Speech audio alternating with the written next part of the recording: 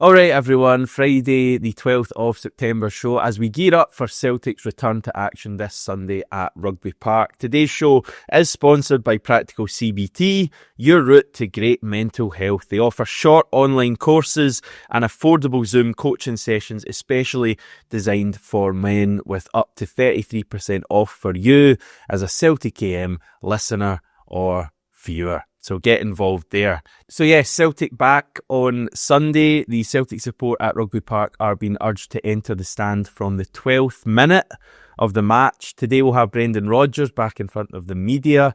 That could be interesting. And there is a game itself, I think, Stevie, happening on Sunday as well against Kilmarnock. I've given it away. Stevie's on. Hello, Stevie. Plenty to discuss.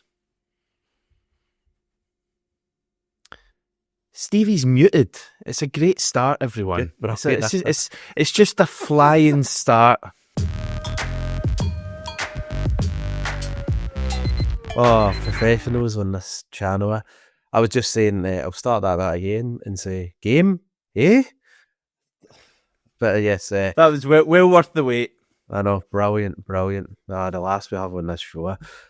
I guess, like everybody will say, that cliche where they're giving it, I'm just glad the football's back, and that is true because it's been quite a turbulent couple of weeks. But I think what's happened this week has been important too. It can't just be a case of let's just get on with the football and forget about everything else. You can't be forgetting about what else is going on now. So I think people should hopefully be stressing that. But before I start, I know that my opinion is different to several other people who watch the channel, several other Celtic fans. What I do believe should be done, or whatever's happening on a Sunday that I might not agree with, I do also respect that. So, yeah, I think the main thing we're all looking forward to, again, is hopefully Celtic getting the 3 points and getting back to winning ways, because we know that, despite the fact we're 6 clear, and no matter what happens on Saturday, and I mean this sincerely, it is going to still be a quite up and down season.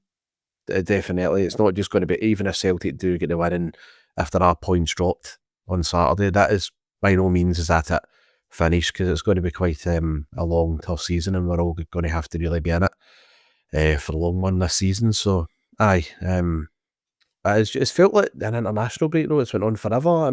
I know that we usually do these things, don't we, Hamish? And we're always dying just for Celtic to get back to it, and it almost feels like before you know it, the club are playing in action again. But I think just because of everything that has been going on, it just does feel as if the days have been dragging by, and this big presser now with Brendan Rodgers that's coming up is going to be a really interesting one, I think, and people have been sort of looking forward to that since Monday.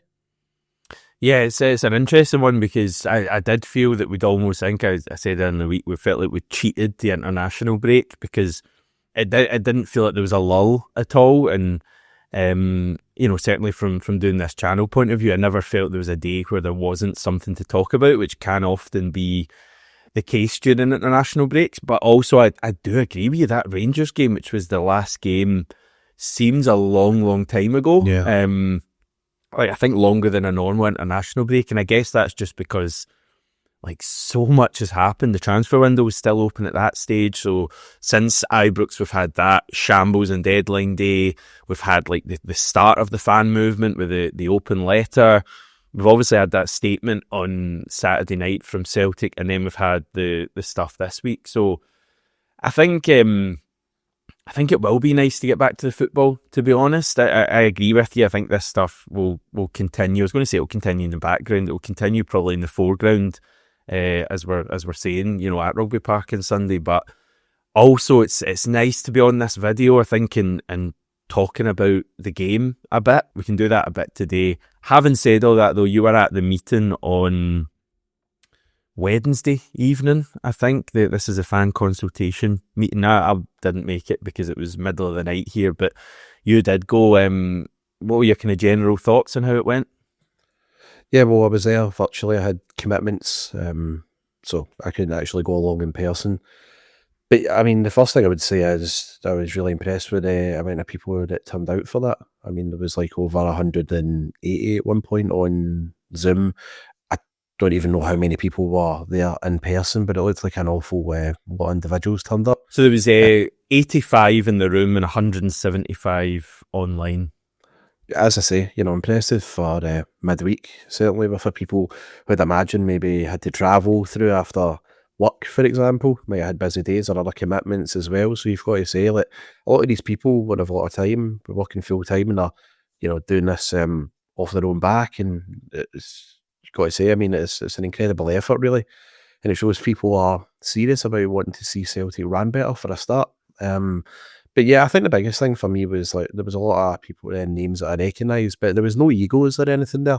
Like, no one was going in there with their own agenda. I think everyone was quite committed to, having a serious discussion about trying to push forward for, push things forward, for Celtic to be the best they can be. And it's one meeting, you're not going to achieve anything from it. It was a case of, like, people understanding that there's going to be way more down the line. But yeah, initial thoughts were that you've seen these type of things where there's a lot of talk, and when it comes to a meeting or a protest, you've seen it before, like, maybe only a handful of people turn up and it's already like a case of, all right, it's all done and dusted after one meeting, and nobody's really got the appetite for it now. So that's the key word for me. There's an appetite there, and a lot of Celtic fans want to see improvement, and they want things to be they want things to be in an improved state at the club in general, I would say, Hamish. And yeah, hopefully the next one I'll go along to for that if I can make it. I definitely want to be there. And yeah, from that, it was just seems that a lot of people are generally up for change, really. Yeah. So the big takeaway coming from that meeting in terms of action was revealed last night. It's a 12th minute walk-in protest, and a statement that was sent to me reads, the 12 minutes without the 12th man. At Sunday's match versus Kilmarnock, Celtic's 12th man will enter the stand on the 12th minute to remind the Celtic FC board that it exists. This bold visual and vocal protest follows the recent open letter signed by 420 signatories, which the board has failed to respond to, and a consultation meeting with these signatories. As a collective of fans, we wish no detriment to the team, but believe necessary steps must be taken to demonstrate our discontent and remind the board that football is nothing without fans. Once we enter the stand, the team will receive vociferous backing. This is obviously going to be a divisive move, but I think, to be honest, virtually anything, concrete that was decided at the meeting was going to be divisive. I think what's important here is that this isn't just something that's been like pushed forward by one group. This is something that I think was agreed by an overwhelming majority, let's just say, both in the survey, and I believe there was also like a show of hands about some sort of different kind of protest that could be done at the meeting. So I think this is something in general that Celtic support is behind, and personally think it was important that some sort of displeasure beyond just singing songs against the board was shown at Sunday's match, given, everything that's happened over the past couple of weeks, the way that transfer window ended, that, totally insulting statement that was put out on Saturday. I felt that if nothing had happened on Sunday, it would have been a real missed opportunity. So that was one of my concerns coming out of the meeting. So I'm pleased that something has been organised here. As I say, I know some people won't be fans of the whole stand not being in place before the match, but I also think we're in a kind of difficult situation where we have to make it clear that we're not happy. And as I say, the team are going to get the backing for the rest of the match once fans go in. So, and it'll probably make some sort of impact given that the game's live on Sky Sports. But I guess my question would be, what would the next steps be after this? I mean, you're saying was there talk of more meetings being organised? Yeah, I believe it was, and that's obviously going to be something that will be arranged down the line, you would imagine, especially after the turnout for the very first one. But to back up your point, Hamish, it was 93.7% of people in that survey basically backed the late entry. You were saying about the show of hands, it was about 85% backed the idea of a delayed entry on Sunday's match against Killie. So again, it was pretty overwhelming, and once again, there's an appetite for it. I mean, you're talking about things further down the line. I think, without getting ahead of ourselves, you have to see how this goes on Sunday. It's all well and good us talking here and about more extreme levels of boycotting or other plans, but you have to make sure that this isn't all talking Sunday. That's a big thing. Like, for all that we are planning this, sorry, I say we, like the actual fans that are going to be going against Kilmarnock here on Sunday. I'll be on that couch watching, of course, but yeah, it has to be action first, and then maybe after that you decide what's going to be happening through the meetings, through the fans groups again. But yeah, I actually have no doubt that the majority of fans will follow through with this. Certainly, going by that the other night, I have no doubt about it at all. Like, I think at the same time, fans that want to turn up and support the team from like kick-off have to be respected as well. I personally wouldn't agree with it, but I wouldn't be, shouting down at anyone or for that. I don't expect Celtic fans in general who are there to act like that either. So you're saying it's a divisive issue, and I can imagine the majority of fans there will be going along and going in later. I don't think everyone will, but at the same time, I'm sure there should be a level of respect for it as well, for whatever people decide to do. Yeah, I think that's important. But yeah, we'll see how that goes on Sunday. We'll leave that there, and we'll talk about the game itself. Well, in a minute, because there is a couple other wee things to touch on. I did see there was an image going around of Anthony Ralston in a protective boot. So, doesn't seem like we're going to be seeing him on Sunday. I guess that's a chance for Colby Donovan to shine. Yes, I'm actually looking forward to seeing it. This is bad here, right? But obviously, I was in the air twice when we were playing Kyra, and I believe Colby Donovan was obviously on the park for the second leg of that game. So I haven't seen a lot of Colby Donovan in action, but I have heard nothing but great things, especially from yourself. But this is a moment where I can't come on and patronise any fans or try and get out of this one, because I literally haven't seen them. So I have to rely on your knowledge on it. But yourself and other people that I spoke to are absolutely raving about him, and actually think that he is a better option for us than Ralston going forward. Yeah, I thought he was really good when he came on against Kyra in Kazakhstan. I thought he offered, more attacking threat than not just Anthony Ralston, but virtually any attacker in that team. He had a couple of runs up the right hand side. I think there was one where he got to the byline, and I think he maybe just cut it back or just failed to cut it back, but looked quite fearless. Looked like he had a good bit of energy. I think he's quite a powerful runner. He's probably got a bit of bulking up to do, a bit like Dane Murray, but I think if we can get him to that stage, he could be a really good player. But yeah, important that we kind of keep expectations fairly grounded, but also, this is an opportunity for him. These young players, a lot of the ones that have broken into the Celtic team, and there's not been too many, but their opportunity often comes through necessity, basically. You think back to like Anthony Ralston starting against Paris Saint-Germain, and various other players just coming in at different times. Kieran Tierney, I remember, just kind of took his opportunity when he got it. Was that through injury to Izagiri, or I'm a couple of years out with that? Fenerbahce, was it not? Fenerbahce 2015 2-2 draw. But I mean, and I'm not saying Colby Donovan is the same level as Kieran Tierney. Chances are he's not going to be, but like Kieran Tierney just took those gradual steps and was really solid defensively, and then just gradually built in his kind of attacking play as time went on. So I'm excited to see him. I think it's a big opportunity for him. He's played a couple of full games during the international break as well for Scotland's 21s, which I think is really good as well.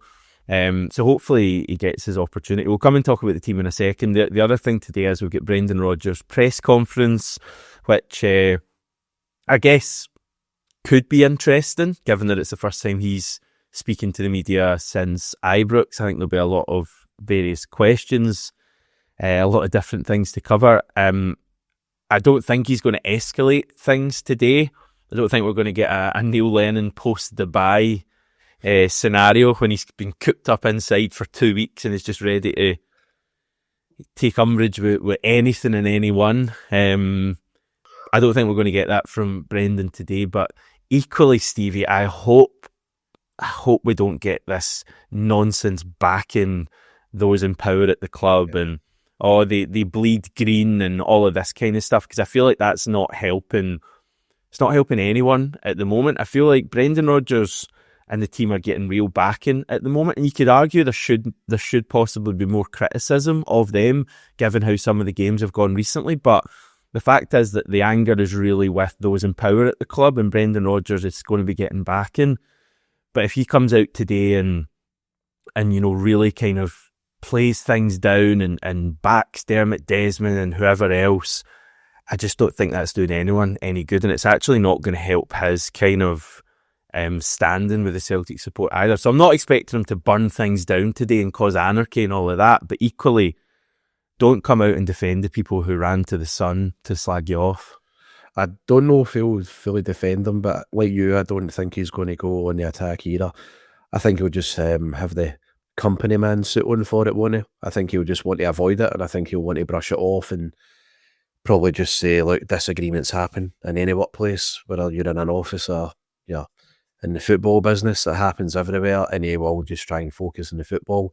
Sincerely hope not. I would love to see him take a dig at those upstairs, because despite that, I'm not a massive Rodgers fan, but I'd respect him for it. 100% respect him, and I mean, he'd be getting my backing if he did that, which says something, doesn't it, Hamish? Because you don't even get it. But honestly, I think he's definitely got to address it. So you can imagine like the MSM, and I think there's going to be 2 fan media outlets there tomorrow. I think they'll definitely ask the question. But the media, certainly in Scotland, they'll want that headline. That'll be the first thing they ask him. But he'll be well briefed on it too, and he'll be fully suspecting it and probably thinking about the answers already to deliver. So I don't expect Brendan to be on the offensive at all. If he does, then great. You know what I mean? As I say, fully respect him for it. And I think the fans would too. And I think he'd also get that boost getting into the game on Sunday too. Like when they go 12 man and everything, after those 10 minutes or so, like he'd be getting backed if he took a swing at them. But I just can't see it. I can't see it at all. I just wanted to say just very, very quickly on your other point about Colby Donovan. I remember reading what I did like about him was the fact that he was asked all about could he be taking over from Tony Ralston because he's injured. He obviously talked up Ralston, said there'll be a loss. But I think the interesting thing about that was he just said he's not here to talk about Celtic, because it was when he was on internationals for Scotland, they said he's just here to focus on Scotland. Then he'll talk about Celtic after that. So I like that. Good bit of focus from him there. And it just shows right there that how his commitment is sort of unwavered in that respect. So that's good. I like his attitude from it. But this press conference, as I say, is probably bigger than the game for some people, especially with everything that's went on. But I'm not going to get myself all hyped up for it, because as much as I'm going to also put everything aside for the afternoon tomorrow, because it'll be probably about Celtic release at about 3 o'clock UK time, don't they? And I think everybody's YouTube will be tuning right onto that, but I'm not getting my hopes built up for it at all. Yeah, I'll cover what's said on tomorrow's video. Also have a chat with my good Killy supporting pal Callum as well about Sunday's game. Yeah, it is a big game on Sunday, and just like Celtic need to stay switched on for the full 90 minutes. You should stay protected online. With NordVPN, you get speed, security and peace of mind whenever you connect. Check it out at nordvpn.com/CelticAM. Link is also in the description. Team I've got for Sunday, Stevie, and this isn't going to be the team, but it is my team, is Schmeichel, Donovan, Carter Vickers, Scales, Tierney, assuming he's fit, Bernardo, McCowan, Engels, Balikwisha, Iheanacho, Tunekti. Now, as I say, I don't think we'll see that team. There won't be as many changes as that. But I do think we need plenty of changes. If we see like a similar team to Ibrox going out on Sunday, I'll be fearing the worst. I don't know about Iheanacho starting in terms of his fitness, Hamish. As much as there's been a public scrutiny of Daizen Maeda's comments, I believe he was having a meeting with Brendan Rodgers about it. I don't know. I can't see an actual starting. I think he'll go with Maeda through the middle. Over Shin? Would you play Maeda over Shin? Well, I think Brendan will, yeah. I think he will. He clearly doesn't rate Shin. He doesn't rate him at all, I don't think. He doesn't fancy him, so I think he'll go with Maeda through the middle. I think Ballywisher will play out in the left, and you know what? I would actually go with Taneki as well and see what he can do out in the right. Well, from the sounds of things, you obviously haven't caught the video earlier in the week I had with the Swedish expert Tanekti, but he was basically saying that Tanekti's a left winger. This talk of Tanekti being able to play both sides is like just not the case. Like, he's a left winger. From what I hear, Balikwisha is also a left winger. So this is when I'm questioning what is actually, like, we're here, looking at a match. What is actually the plan here for who's going to play in the right? I know. Look, don't get wound up. It's early morning for you. Just have a Snickers. But actually, take that back, because I did watch a video about that, and I remember now when you said he played out on the left. But I don't know what we're doing with it there. But I mean, you can't be playing James Forrest there, can you? And obviously Yang's bombed out, so what are our alternatives are there? Maeda's not going to play there either. So unless you put Taneki out on the left and Balikwisha is out on the right and he's going to cut inside.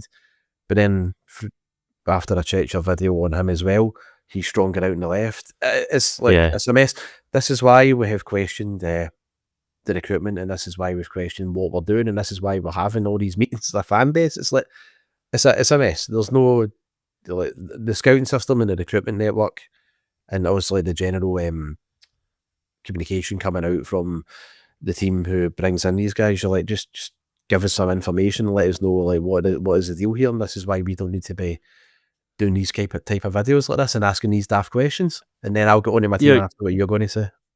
Yeah, you're spot on. Like, having some sort of indication on what the plan is here.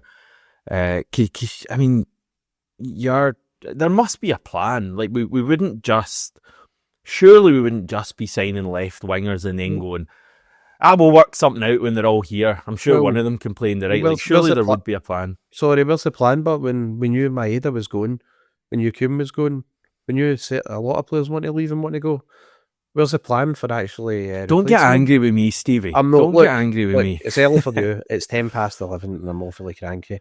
Like, he's your team. Right, okay, I will. My look, I agree with you about that midfield. I'd like to see Bernardo coming in, but again, fitness is an issue there. Is he match fit? Is there anything to go? I don't know. I get the feeling you'll see Hatate. I think you'll see Engels, and of course McGregor's going to play. I wouldn't, but he will. But the biggest one for me is I wouldn't play Tierney on that pitch. Tierney's quality, we know, is unquestioned, but I wouldn't be playing Tierney on that pitch. I'm absolutely paranoid about him picking up another injury, and the thought of him going to that pitch at Kilmarnock and picking up something, honestly, it leaves me really, really worried for the rest of the season. I'd rather rest him for that and I put in that Uruguayan boy. So do you want me to pronounce his name?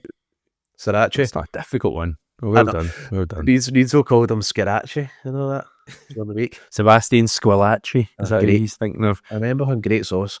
And then I think you'll see Scales and CCV there too, and Jamaica's going to keep his place. Colby Donovan, though, really excited to see him, and I pray God he starts. I think he will, though, wouldn't he? Yeah, he's nailed on to start, I would think. I mean, I really hope he does. I hope there's no kind of square pegs round holes type thing, like Tierney at left back and Sriracha at right back. Like, I hope Colby Donovan's there, play him. Dane Murray's another one. I mean, you mentioned Kieran Tierney, but Cameron Carter-Vickers has missed a few games on that kind of surface in the past. So again, I'm more than happy with changes. I'm looking back at my team and, like, it's obviously, as I reiterate, it's my team. I just think that midfield has been probably our biggest issue in recent weeks. I know you can look at the attack and the obvious kind of weakness there, but I think a big issue has been getting the ball to these attackers at times. So that's why I would change the entire midfield, but I do sense that it will be McGregor, Hatate, Nygren, and personally I think we might get more of the same. Do you think we'll see a new Celtic now the players have had a couple of weeks off? Like, is there any chance now the window's shut? And as I say, a couple of weeks off, the vast majority of them haven't been away in international duty. Is there a chance that we just kind of calm things down now, bit of focus and let's start rolling through the wins? It's hard to tell. It's hard because sometimes I fear what is that dressing room like now when you've got a few unhappy players in it as well. They'll be feeling it, and it's not that easy just to switch that on and off. And Yeah. honestly, and as I say, I said in another podcast during the week that I just think certain players have peaked already. I think their best days are beyond them. They'll still give 100%, they'll still give maximum effort, but is that going to be good enough? I don't know. And then as the game goes on, I worry about like the conditions certain players are in, and I don't really think we've got the overall squad there to replace the quality that will be starting with the players coming off the bench. I don't think they'll be at the same level either. So, and I'd love to think that was the case and we've hit the reset button, but then we heard Callum McGregor say that a couple of times last season as well. I think he said that we hit the reset button as well after or before winning the Kyrat game. I think it might have been Hamish. Yeah, it was before, I think it was before Ibrox actually. Like a reset button a few games into a season. Like that's not when you do that. That's maybe for like winter. And I know it's a figure of speech, right? I get it, but that's still not the attitude you want to hear. Like you shouldn't be having that type of crisis already. We started terribly. The first thing I want to see, no matter what, after the last 3 out of 4 games have been goalless bowfests. So I'd like to see us get an early goal for a start. Maybe I'm asking too much. I don't know, but even as well, like you know the way we're going to play. I think it's very predictable, isn't it? You know the formation. Like the fact that we're talking now, you already know who's probably going to be starting, Hamish. Whereas like Kelly are an interesting one. I know that you'll be speaking to your Kelly mate tomorrow, so you'll be able to go in a bit more detail here. But like they've played a pretty much different formation every game this season. Like 3-4-1-2 against Livy on the opening day. They went to Easter Road, get a 2 each draw with a 3-5-2. They then played a 5-4-1 against Dundee, and then away to Motherwell. It was the last game, 2 each draw again. They get played a 5-3-2. So I don't know. They'll probably end up like against us. You know what it'll be like against their 3. They'll probably just flood the midfield. They'll probably play a 5-4-1 again, to be honest with you, and just play a lone man up top. And Kelly will just try and sit in and frustrate, as they're entitled to do. And it's really down to us to find a way to play through them. And for once, that midfield's got to be creative because we have had enough. For all that forward line's been a concern, Hamish, and we've also lamented it pretty much all season so far. But they've had nothing for that midfield, and you're right about that. There's got to be a real change there too. God, I just remembered as well how bad's that Nygren as well. Like he's not even thought about him, but will he possibly there? I heard he'd pretty bad result, didn't he, during the week as well with Sweden? I think they get hammered as well. But they lost to Kosovo. He came on in both games. I was looking at his rating on SofaScore that I use. I think he got like a 5.5 in their opening game, which isn't great. So not sure about Nygren at the moment, but the thing I was thinking about Nygren and Tenekti is that they'll be quite familiar with artificial pitches because they're quite big in Scandinavia. So hopefully those two can be big players for us. But I just need a bit more kind of drive from Nygren. I just think he's a bit kind of slow at the moment, which I guess is something you're not really going to change. But he's shown us enough in terms of quality. I mean, you always go back. Tom Rogic wasn't particularly quick, but he was a good player for Celtic. So you don't need speed to be good, but I just want a wee bit more from Nygren on the ball, I think. Well, yeah, it's a testament that he's came in, he scored 3 goals in the league already, and we didn't even think of him as an option for the game. But that's really harsh as well. But it's like he's on the outskirts of the game, isn't he? A lot when he plays, and then he bursts into life for like a goal or nothing. But he doesn't seem to dominate as much. But then again, it's very early days, and in this he's not a winger though. And in this system as well, I don't know if we're allowing him the ability to do that as well. So I don't think I think he's probably having to do too much work in midfield, really, than what he should be because of the personnel that we've got in there. So that's another factor. But we'll see what happens if he plays. I wouldn't be shocked if he gets a goal though. One of the bursts into the box like that against Aberdeen and Livy as well. He seems to be pretty good at that. It's a real strength of his. Yeah. Okay. That's Sunday. Then what's your plans? People love to know what you're up to. Plans for the weekend, Stevie? The real important stuff. Don't know. Well, I'll watch the game on Sunday, but Saturday, I don't know what I'm doing yet. Sorry, don't think it's to be good weather. So Is it not? nah, I don't know. I'll think of something when I finish work tomorrow, and I'll do something. Do you know what I went to see very quickly? Last week, I went to see that film Weapons. The pictures, it was brilliant. No, heard it? Nope. It's good. Is that Hugh Keevans starring in that? Brilliant, legend. Actually, no, it's Josh Brolin and other accomplished actors in it. But anyway, it was a good film, and who knows, maybe I'll go into the pictures again. And then I remembered as well, I've got that Fire Stick actually, so there's certain games on Saturday, Hamish, that I might sit and watch. Yes, we know who you're talking about there. Good stuff. That's your Saturday afternoon sorted then. Great stuff. Okay, Stevie, thanks again for coming up. We'll catch up with you soon. Cheers, everyone. Remember, we're going for 18,000 subscribers, so if you fancy clicking that button, it'd be much appreciated. Video out first thing tomorrow. Bit more chat ahead of the game. Bit of chat about Brendan Rodgers' press conference today, and then we'll be back. Chat to you then.